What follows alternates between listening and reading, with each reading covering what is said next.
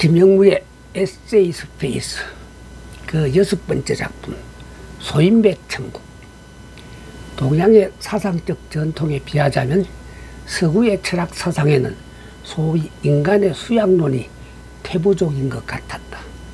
니체에 의해 신의 사망이 선언되고 현대라는 시대적 특징이 나타나기 이전까지의 서양 문화는 가톨릭, 프로테스탄트, 이슬람 등이 표방해온 유일신 중심주의가 지배하다시피 했었다. 인간은 신의 의지에 순종함을 최상의 미덕으로 삼았고 이상적 인간상이라 할 수 있는 성인마저 신의 의지에 순종함이란 그 범주를 결코 벗어나지 못했다.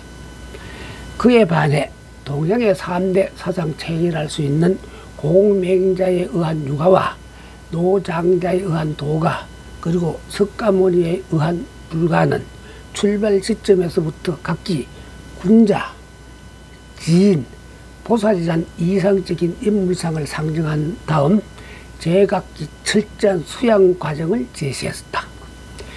유가의 경우에는 극기복례를 수양의 과정으로 삼았고 도가의 경우에는 심죄자망, 불가의 경우에는 명상법인 참선수행을 최상의 수양 과정으로 여겼다.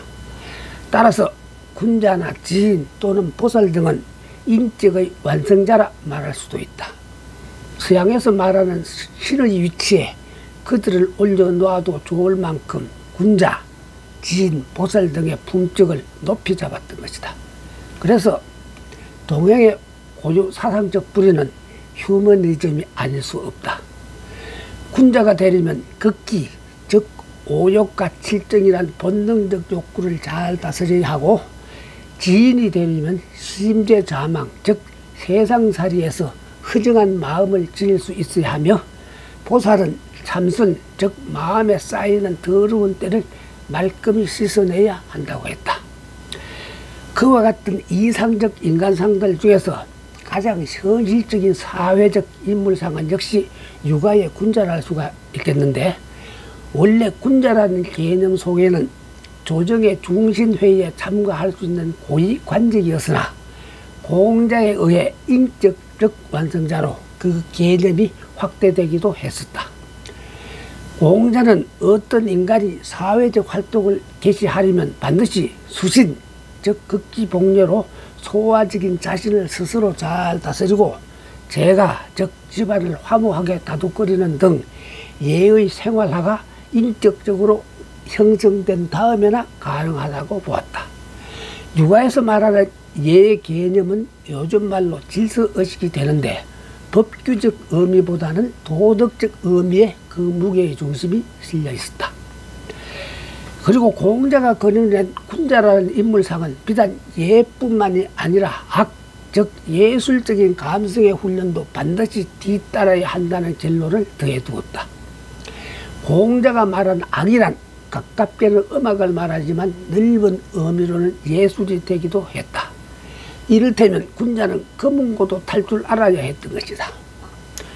공자는 예의 기능을 질서의 확립으로 보았고 악의 효능은 화합에 있다고 했다.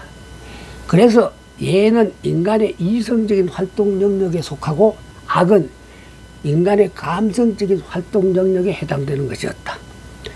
그렇게 공자는 이성과 감성의 조화로운 화합을 이룬 인물이 되어야 비로소 바람직한 사회적 인물인 군자가 되어 치국평천하, 즉 나라를 다스림에 일조할 수 있는 사람이 된다고 했다.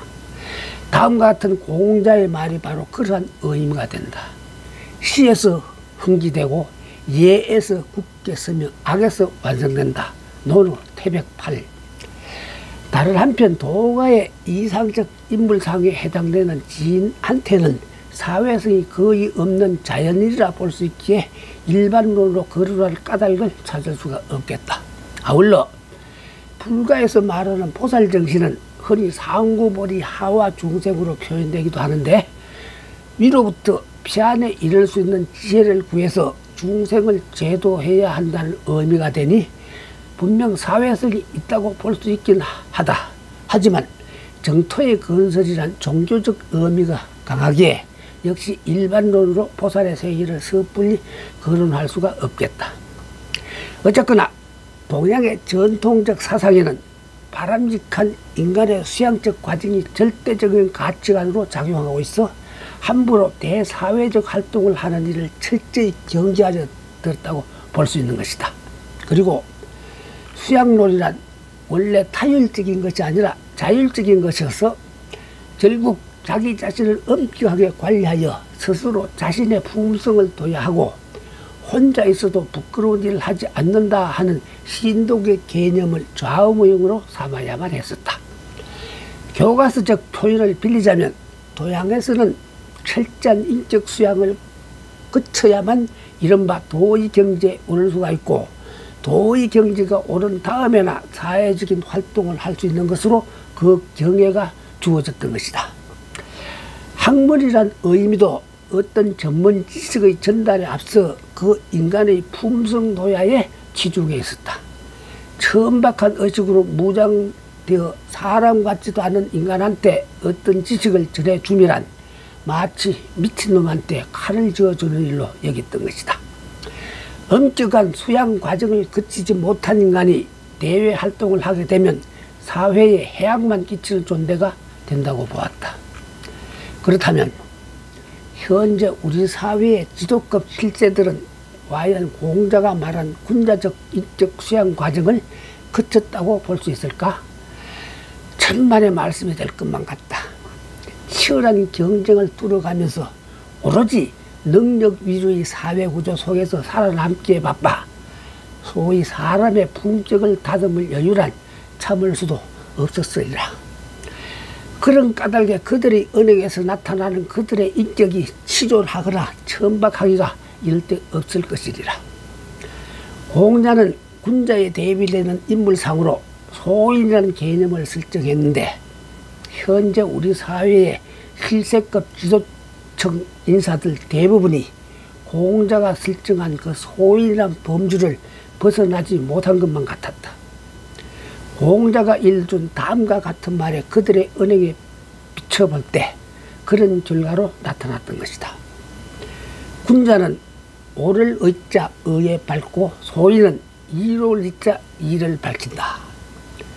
군자는 화합은 하되 부하내동은 하지 않고 소인은 부하내동은 잘 하지만 화합할 줄은 모른다. 부하내동을 요즘 말로 하자면 팬덤 현상이 될 것 같은데 이미지상으로 풀이하자면 사이비 교주를 뒤따르는 매인신도의 광적 추종 행위가 될 것 같다.